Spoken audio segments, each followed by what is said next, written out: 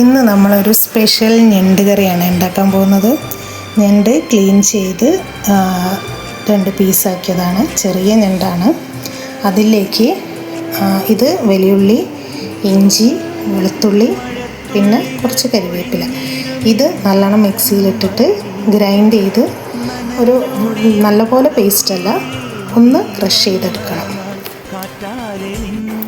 ഈ ഞണ്ടിലേക്ക് കുറച്ച് മുളക് പൊടി, പിന്നെ മഞ്ഞൾപ്പൊടിയും കൂടെ ഇട്ടിട്ട്, മഞ്ഞൾപ്പൊടി പിന്നെ കുറച്ച് ഉപ്പും ഇട്ടിട്ട് നമ്മളത് വേവിക്കും.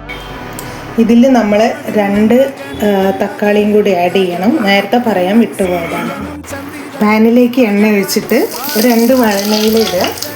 അതിൻ്റെ കൂടെ കുറച്ച് മല്ലിപ്പൊടി, 2 സ്പൂണ് മല്ലിപ്പൊടി, പിന്നെ മുളക് പൊടി 1 സ്പൂൺ ഇട്ടാൽ മതി, നേരത്തെ ഇട്ടതാണ്.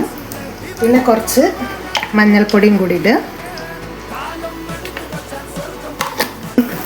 ഇതൊന്ന് ചൂടായാൽ നമ്മൾ നേരത്തെ അരച്ച് വെച്ച ആ ഒരു മിക്സ് എടുത്തിട്ട് ഉള്ളി, തക്കാളി, ഇഞ്ചി, വെളുത്തുള്ളി, കറിവേപ്പിലയും കൂടി ഇട്ട് ആ പേസ്റ്റ് ഒന്ന് ഇതിലേക്ക് ഇളക്കി യോജിപ്പിക്കുക.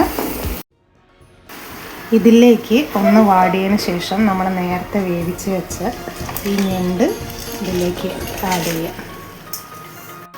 ഇതിലേക്ക് കുറച്ച് മല്ലിയിലയും കൂടി ആഡ് ചെയ്യുക. എന്നിട്ട് അടച്ച് വെച്ചിട്ട് നല്ലോണം അത് വറ്റുന്ന വരെ വേവിക്കും.